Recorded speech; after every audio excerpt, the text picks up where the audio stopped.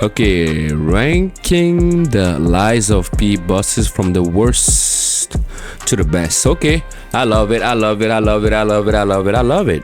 Okay, that's the kind of video I love. Okay, like this style. Likes fall into a division. There's the pure Souls-like, something like the Surge or Immortal Shell. While it may do a few of its own things, it largely leans on being a spiritual homage to Soulsborne. Then there's the reminiscent Souls-like. While you may recognize a handful of shared design philosophies to FromSoft, they predominantly feature divergent mechanics. Lies of P is the best pure Souls-like ever, and I'd be fabricating my commentary if I pretended it was even close. He is not lying, my friends. You guys know how much I love this motherfucking game. He is not lying. Lies of P might even be better than the Souls game, bro. I take right here, man. Lies of P might even be better than Souls-like game, bro. Stop the cap.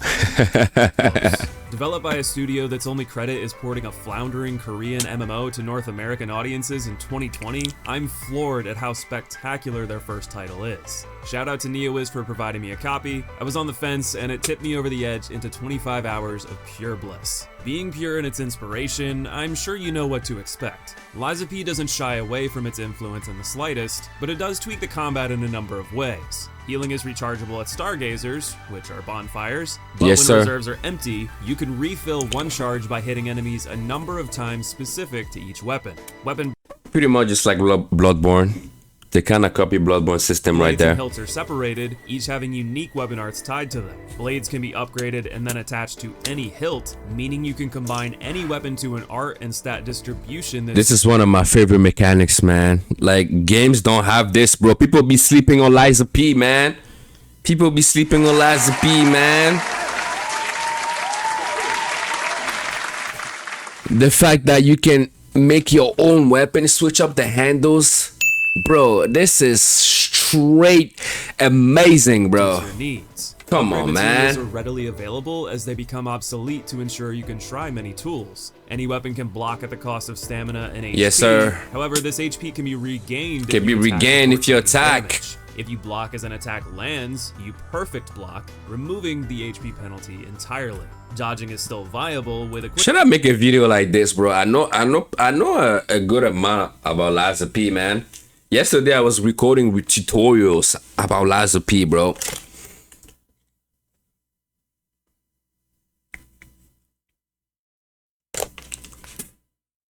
I was recording tutorials yesterday on Lies of P, man. Locked on like Bloodborne. In place of a shield or parry tool, your interchangeable Legion arm provides some form of damage or utility.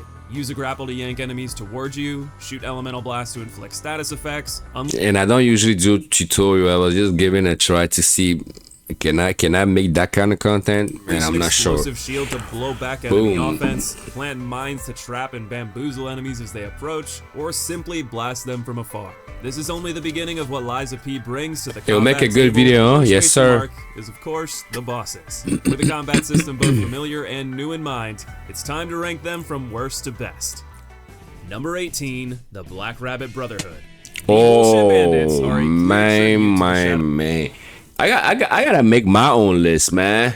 I gotta make my own list. What's up? Oh, Billy, how you doing? Oh, Billy. As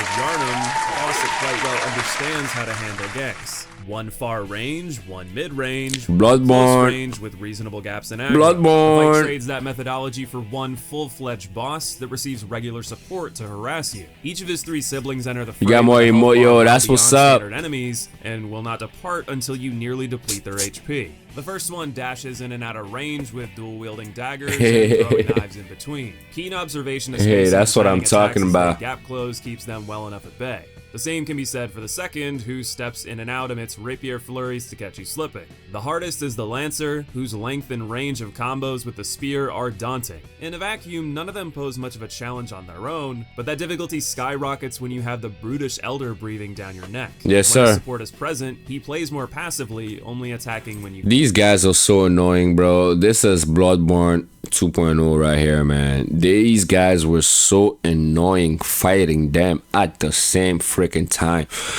But the best technique here is just to go for the big guy, man. You gotta focus and finish the big guy real quick. As soon as you take care of the big guy, all of them gonna scatter around.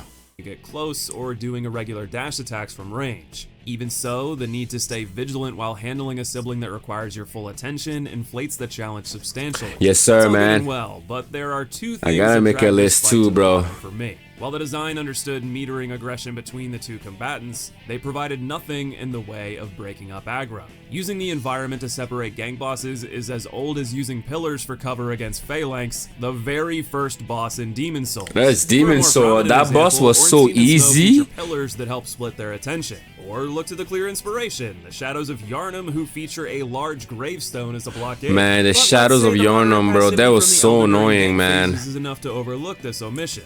What I can't excuse is the insane aggression the Elder has. Yep. Take a look at this guy and tell me what you think his attack speed would be. A, fast, B, moderate, or C, slow. Fast as motherfucker. If you answered C, slow. If you answered B, moderate. That's right. A is wrong too. He is the Flash on steroids. He may as is well be. fast Besides as his a weapon motherfucker. creating disgusting range, his unbelievable ability He covers so much ground, bro. It's to crazy. close distances mid-combo, Dark Souls 2 style tracking that would make the hammer turtles retreat into their shells, and combo length that can extend upward of 7 hits with no reasonable windows in between. What the hell are you supposed to do? I'm sure the answers the developers had was to perfect block like a god. Perfect but there's parry. a problem with that option. The risk-reward analysis is screaming too risky. Exactly. This is coming from the idiot who thinks balls-to-the-wall aggressive spam is appropriate in all situations. Exactly. Reflections have 3 benefits. 1. In a situation where dodging is impossible, it I like that somebody else who played the game is saying this, bro. For the people who comes in the chat and tell me, oh, you gotta parry, you gotta parry, you gotta parry, you gotta parry. No, you don't always gotta parry. There's certain attacks that are so impossible. You gotta run, you gotta create distance, you gotta dodge, you gotta play smart. Yeah, some people have fucking fast fingers, man. They can press that R2 so fast. But I'm not that guy. I will parry, I will dodge, I will use throwables. Man, I use everything to my advantage, man. God damn. prevents HP loss over blocking. 2. It keeps you within close Appreciate range, you, man. so Kelly, when I love so the does way one you step think forward. too, So man. You know what? Only 2 benefits. The real 2, it builds You dizziness, know, an ailment thank allowing you, to break Billy, guard bro. with a charge attack. Now, here's the downsides. 1. I'm it no costs lie. stamina. Exactly, 2, man. It has an animation lock. 3. The success window is minuscule. And number 4, it's Minuscule. susceptible to the follow-up hit. Now, let's compare that Exactly. to dodging. It prevents HP loss. It's like the game actually makes you give you the option to enhance your dodging. And there's a reason why.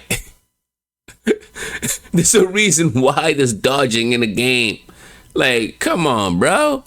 It costs stamina, it has an animation lock, the success window is moderate, and it can reposition you away from the next hit. Unless you are confident you can perfectly block every single blow, it's Bro. too significant of a risk to make it your primary defense. Exactly. That's not to say I don't deflect. I absolutely do. But coming from a guy who's parry locked some of the hardest Souls bosses and deflected my way to sub-hour speedruns of Sekiro, Bro, that's RP crazy. deflections are brutal to pull off consistently. This is thanks to more than strict timing. Liza P falls into the trap even modern FromSoft bosses have begun to employ against an emboldened player base. The extreme delayed tells that make Nameless King Oh, first man. born to fear Oh. are present in near Bro, that's so quick. What attack is that?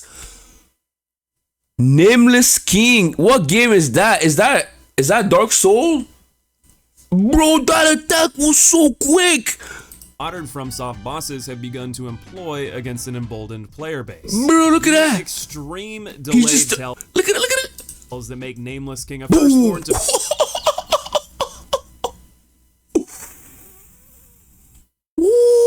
Ooh. fear fear are present in nearly every Lies of P boss, no more prominent than this Elder Ignoramus. I had to resort to there you go. Yeah, they kind of copy combos until I was sure they'd ended. They copy so many, bro. Where he'll look as if he's ending a combo. They copy so many Souls game. They kind of enhance. Overcoming this battle felt more like a trial in frustration against oppressive design rather than a triumph over rewarding difficulty.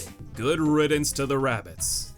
Just kidding, the Brotherhood is back in action. Making good on the threat of defeat, you're now faced with the 3 that remain. Oh yeah, that's so annoying here, bro. Except they play by the same rules as before. One attacks while the other sit back, harassing you every so often. Enough that you need to keep an eye on them, but not so much that it feels like a full-fledged gank. It still diverts attention, inflating difficulty. The only difference for each is they coat their weapons with elemental affinities when it's their turn, adding status danger to the mix. Once you kill all but one, surprise! The Elder is resurrected with all of his previous advantages on top of on-demand magic shockwaves to stop. So annoying, dog. That, and he reveals an enraged attack when you stagger from a new precedent after this fight. When it came to him, bro, I was just keeping my distance, bro, just hiding behind those rocks and shit, 20 hours man. of gameplay to get a gotcha death on unsuspecting players. I dodged by pure dumb luck to barely squeak out a victory. This version ranks higher for taking place much later in the game where you have better resources to mitigate the endurance fest of this outnumbered assault. But then again, it's a repeat boss outside of a few new attacks, so you be the judge. They're both well worth kicking into the dumpster. Oh wow, so you can actually backstab him. I never got the opportunity. The first true test of your mettle in Pinocchio's Dishonest Odyssey. I hated this guy. But patience, stamina management, and reflexive memory early on when experience and resources are minimal. This was the I don't truly remember my first fight with him, but he's very parryable. You can really parry. We can parry this guy. Mixed approach with dodging. Every single attack has a severe delay with fast delivery. Instead of react. Ooh, what's my favorite boss in the game? Who's my favorite boss in the game? My favorite boss in the game. My favorite boss in the game. My favorite boss in the game. My favorite boss in the game has to be in the base game. It has to be like what's her name in game? Laxacia,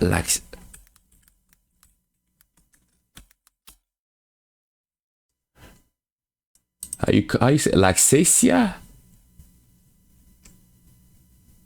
Yes, Laxacia, the complete. She has to be my favorite boss. Reacting to the animation you see as the attack clears, memorize how long their limb will float in the air before the blow lands. Can you imagine if fighting in real life was like this? Or hell, imagine how up-in-arms shonen fans would be if the big bad went to punch their hero. She has to be my favorite. There with their arm reared back my favorite boss. For 2 seconds. I get it, games aren't reality and they make concessions for an ideal gaming experience. But there has to be a way to amplify challenge instead of making this is how you say her name. Game. At first, there's no reasonable way to manage this other than blistering. Oh yes, yes. The lady with the puppet. Yep, that's the DLC boss. That's Markiana. Markiana was fucking tough, bro. I hated her gut, bro. And she was like what, the second boss in the DLC. She was so early in the DLC. I was so surprised she was an early boss, but yeah, Markiana was very tough, bro. I hated her god, man. She was very killable, but having her puppet flying around me was so annoying. Reaction speed.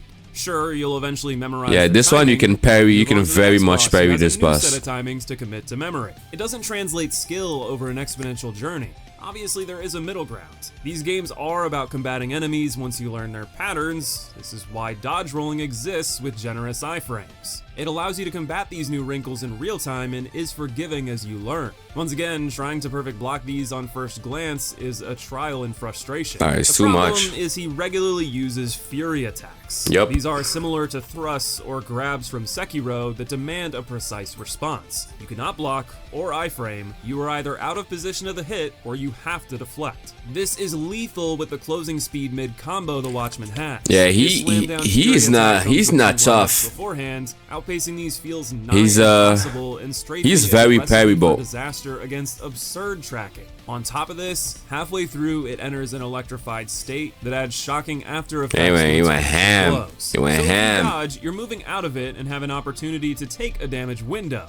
but if you perfect deflect it, it still lands the shock, so you still have to move. Still have to move, you choose man. The hardest defensive option, succeed, and are punished by having to dodge anyway. Tell me more how much you want me to dish deflections. When you treat this like a standard Dark Souls boss and this is not tough. This is not tough. But for an early example of you can really see his pattern, man. He's very parryable. He takes time. You can see the swing, and then he drops on you. You can just parry him, man. Deflect his attacks, man, and you can very much dodge his attacks too, man. The Watchman is not tough. Kill on delayed windups and overtuned tracking, the Watchman can spectate from the basement. Number 15. Oh, the Mad Clown Puppet, bro. For me, I gotta put Mad Clown Puppet number 2 because, not because he's the best boss, but for me, he at that point, I did not know how to parry in the game until I met him. He's the one who, per se, showed me how to parry in a game, because dodging don't really work with this guy, man. You literally gotta parry. And if you stay in front of him and you parry properly and you deflect his attack, he's gonna break. It's possible I'm a mediocre player. Nothing made me second guess my reactions more than this joke. There you go. There you go. Second guess your reaction. There you go. Nothing out of the ordinary. Punches, slams, charges, all the typical fare. But his movement and animations are so wacky, I couldn't read any of it to save my life. This fight takes place mid-level out in the open, so if you want to avoid the supporting cast, you have to operate in a limited space. That's troublesome against his bouncy mobility. It didn't take me too long to pie him in the face for good, but it sure didn't feel like I'd mastered any moment of this chaotic performance. It went a little too crazy to be enjoyable. He's too crazy. He's wild. Oh, man. I'm conceding surrendering a whole of bosses to a single spot. In my playthrough, I faced 5 of them, though it's entirely possible there were some I missed, whether through missing their location or gaining their favor. Which I found out was true when I did my second playthrough and I did not give the stalker signal to this NPC, and then they chased me like their life depended on it. If you've played any of FromSoft's catalog, these are the quintessential NPC fights. With the absence of any PvP, they use stalkers as the de facto human. Oh man, the first stalker, the Mad Donkey.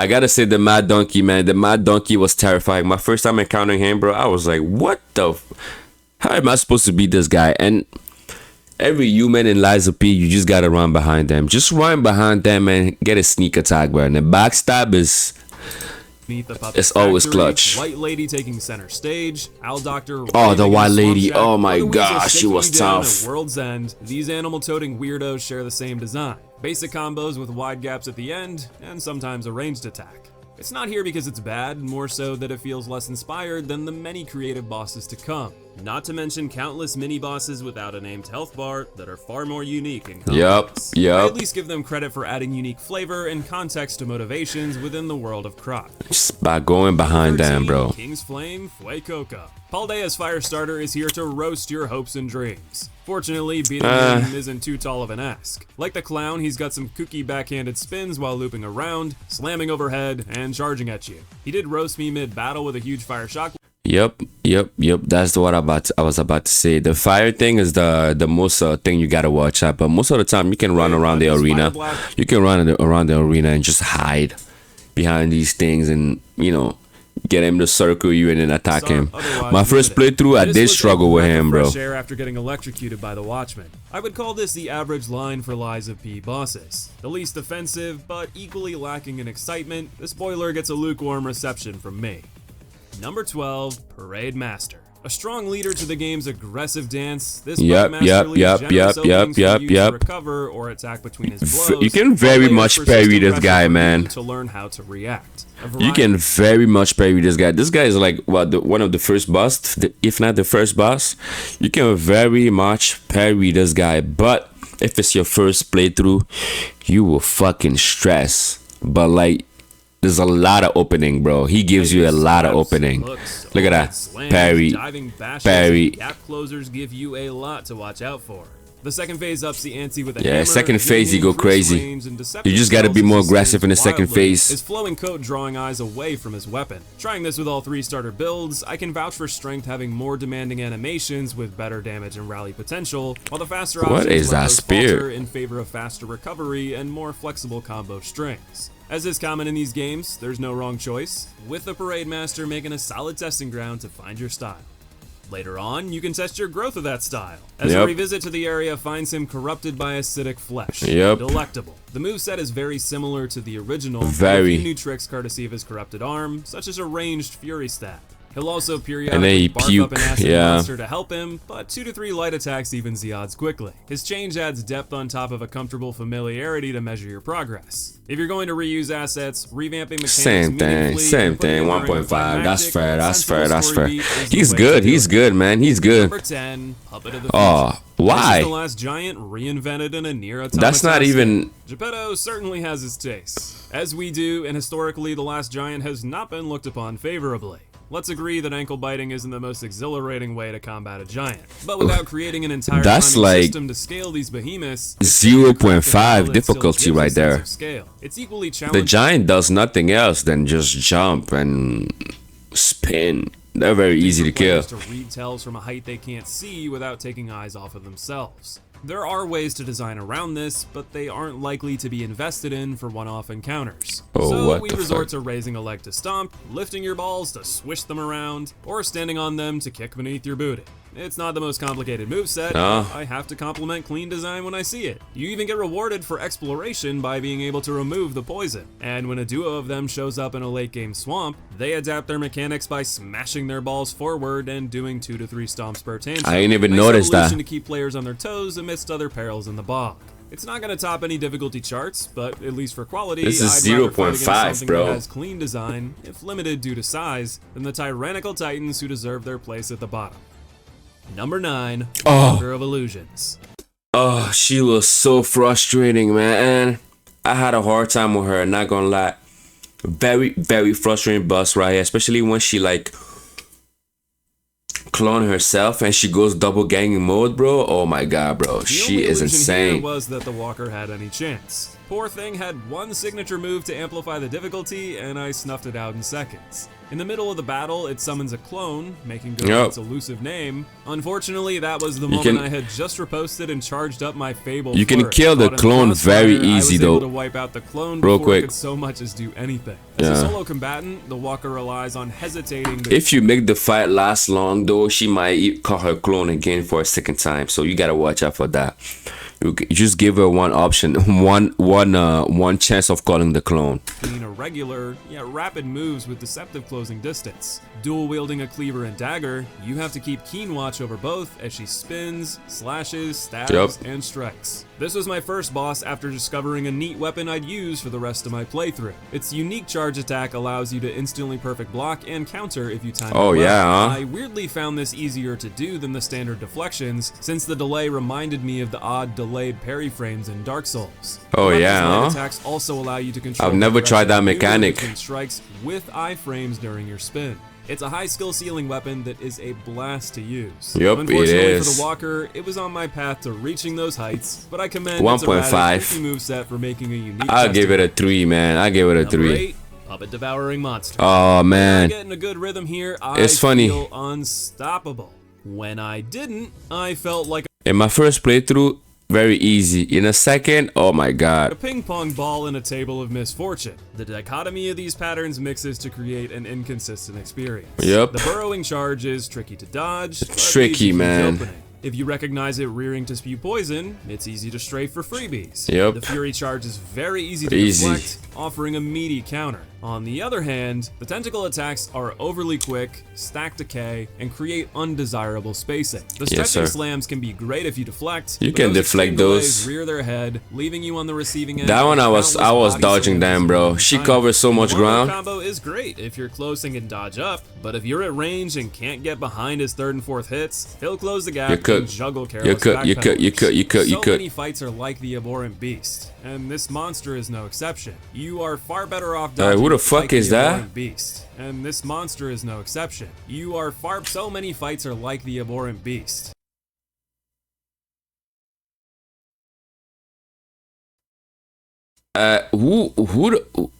Which boss is that? Did I kill this boss in Elden Ring? In Bloodborne?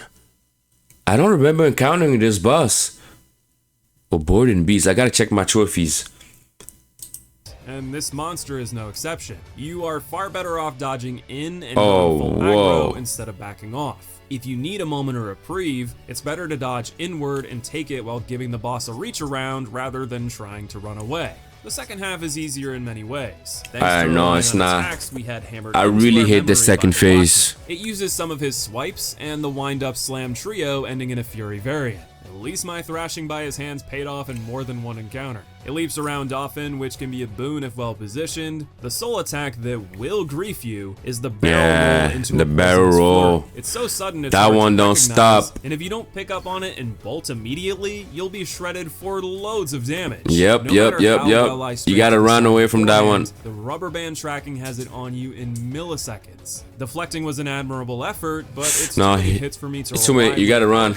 You gotta run. Attempts. This counters the idea that you should be up in its face and need to run away, which adds just another layer of trickery. And there's so many decay on you too. But as long as it didn't span the less desirable attacks relentlessly, I gave it a 4 too, bro. Even a 4.5. Number 7, Door Guardian. Oh man, easy. With the big boys. Whack the just gotta hit his ankle, bro. The big man to his knees. Yeah. Falter the mammoth enough to whack the head Tower Knight style to come out on top. I like the way this fully utilizes. It might look tough at the beginning, but this one is a really easy fight. They appreciate a slow but small, strikes and more metered. It's a slow pace fight. You gotta rinse and repeat,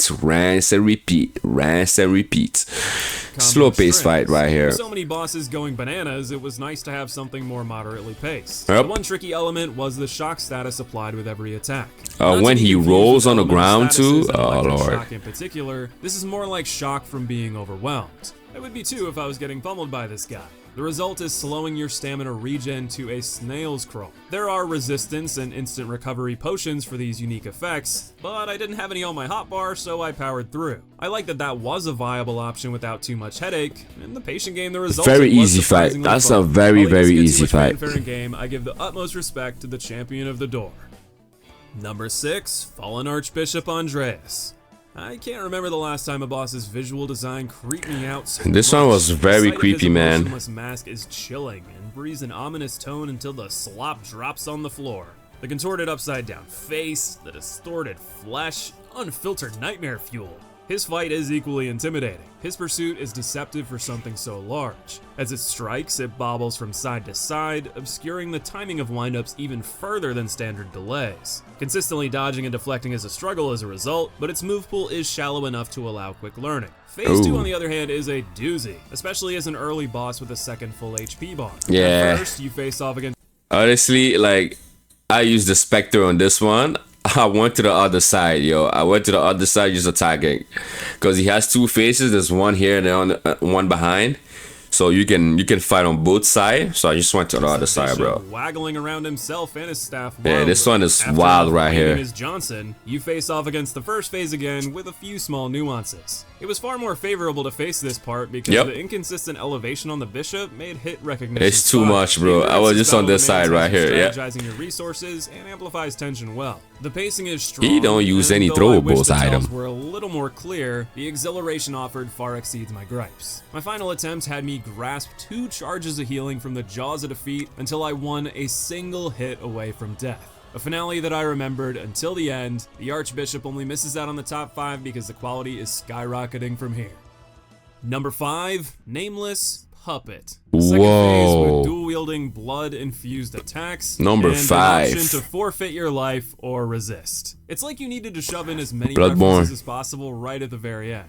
As ham-fisted as it may be, I ate up every moment of it. The fight has a blistering pace during defensive moments with fair reprieve in between. Man, I can't wait to face him again. I only faced him once. More natural animation. And my second playthrough, I gave him my heart. To indicate when the attack will land. I found it more consistent to deflect these blows, which was quite satisfying. I also appreciated that enough aggression. You can really see it, yo. Pow. Now you can actually like. I assume that was so much better at the game, and I can really see it now, man. Splitting the blade. Yeah, he goes crazy here. Blood-infused attacks. Nameless can now leap around, fire off ranged secondary effects. Bro, here I was throwing everything at him, bro. Everything. I was throwing everything I got. Significantly longer combos with tight strings and has a brutal delayed charge. Yeah, so you gotta dodge that one, bro. I still found the animations to be quite clear, which made deflections feel more intuitive. That charge, on the other hand, is another memorization game and handily slashed through me more times than not, but it does give a substantial counter window if you time it. You can move that one. That one I was just sliding, bro. Satisfying with really good balance. My disappointment in this fight comes from Geppetto taking a back seat. It's pretty clear the whole game he's up to something nefarious. Oh yeah. I fully expected that instead of him hulking out that he would control puppets to fight you. What I didn't expect was for him to narrate the battle instead of being an active participant. How cool would it have been to see Geppetto pull the strings on multiple puppets with diverse offensive styles throughout a series of mini phases? Well, with his that's what they gave us with Markiana in the DLC. That's pretty much what she was doing. Prowess, he easily could have given himself mobility to keep out of harm's way while still being present on the battlefield pulling the strings. Instead, you're left with a narration and wispy puppet strings flowing off Nameless to remind you that he's there as an antagonistic force. Oh, it's not bad. It's not bad. I liked it. I liked it. Battle for its exceptional design. I liked it. It's not bad. Simon Manus. Wow. I can't believe I fought this guy yesterday, man. This abomination cast rollout all over the arena. He is wild. Figure is utilized. My second playthrough, it was easy. It was easy. But when you go second phase, that's when he goes wild. His first phase is very easy, but it reminded me of those risque tumblers in Bloodborne's Chalice dungeons. At least he had the decency to wear a burlap sack, for now anyways. As the opener indicates, his transformation into godhood leaves him addled. I half wondered if we were about to have a King Allen moment, and you kinda do. Between his gutterball efforts, he's quite slow to recover, leaving plenty of time to shred his mediocre vitality. This is you just need a quick weapon on him, bro. His bare glory to the tune there you of go. birthing himself out there of you his go. shoulder blob, there you go. touching tips with divinity. Sheesh, even Miyazaki didn't go that far. That's crazy. The second phase is far more potent, with a variety of magic attacks layering pressure amidst more aggressive hammer combos. Blue magic has explosive effects, either summoning 3 targeted AoEs on your person, or summoning the divine hand to create a nuke covering half of the arena. It's Yellow crazy. Magic volleys tossed at you, or an orb summoned to fire tracking bolts for a short time. He throwing everything at you, man. Ways in one, as they inflict the disruption status, an instant death effect.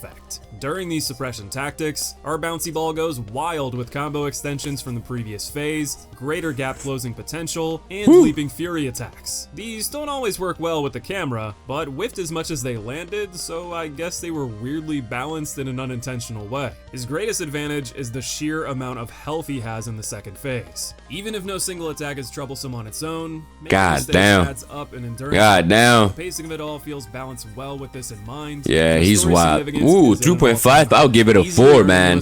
I will literally give it a 4. Number 3, Laxasia. That's how you say it, Laxasia. With challenging moments. Yeah, I beat her yesterday in like 4 minutes, man. Solo. 4 minutes. I recorded it, man.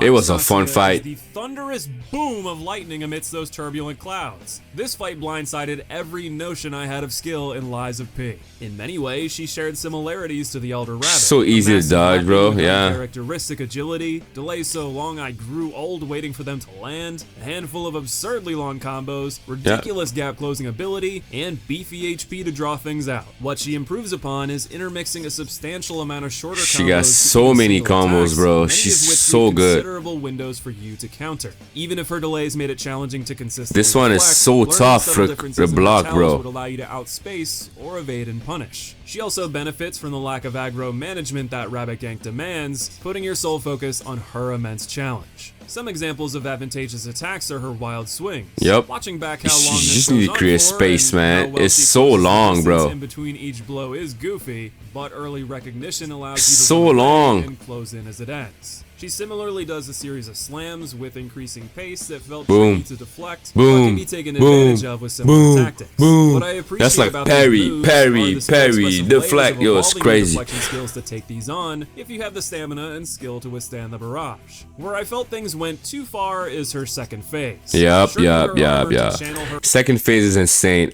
All I did in second phase is mostly throw shit at her and attack her every time she landed, bro. She begins with a series of tracking She bolts goes and ham. does She a goes delayed dash. hammer. This is once again a memory game. See, this right there, I wasn't at the beginning. I was dodging them, but I've noticed you can actually parry them. If you parry them, those lightning gonna go back at her and actually hurt her. This is once again. See right there, you gotta parry those things right there, man. That's parryable. Boom, boom. The tell is so fast it feels unreactable. You gotta parry them. This erratic pace characterizes the majority of the phase. She combos wildly in between sudden bursts of speed to throw you off. She has many animation tricks like leaps that 360 spin at the last second. She's my favorite boss, man. Ooh. You can end any combo at a moment's notice to bolt skyward and shoot you with magic. She's vulnerable afterward, but she can shoot these bolts in either 1 or 2, keeping you vigilant for RNG, preventing a full punish. Oh. And after enough of that punishment, she'll fly skyward for Yeah, you gotta parry those. What really bugged me in this phase is how a strength became a weakness. She has such a rich, wide move pool, which is amazing on the drawing board, but resulted in Look at those delay, a man. ton of advantageous attacks, then others where she would fly away non-stop to electrocute you out of range. That not only elongates the fight, it makes it more likely you'll be afflicted with electric blitz, a status that increases this is all the worst damage attack taken right in here. fight already This is the worst attack right here, bro. It's so hard to dodge that one. Final gripe similar to the rabbit is the counter sequence upon stagger. Her first phase got me once with this, slamming her sword down in a trap that looks like she's faltering to her knees and then whacking right she whack you before, bro. That shit got me so many times. You think she's done, and then she hits the ground one more time. It's man, it's so smart. Look at that, look at that. Look at that. Around her.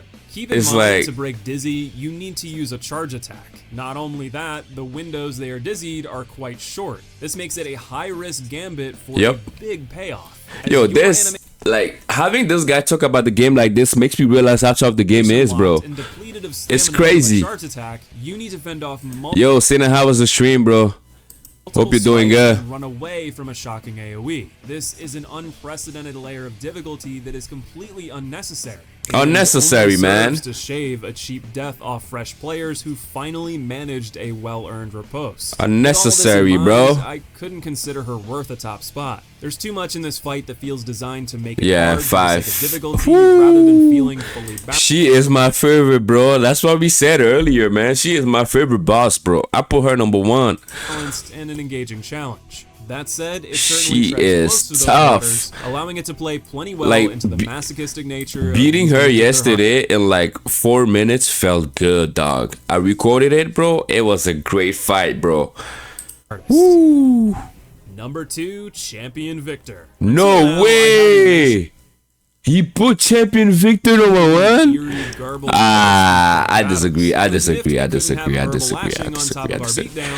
I disagree. I disagree. I disagree. Where you'd be clued into further lore in New Game Plus. Victor's hammy dialogue made me wish he too spoke like a listless puppet.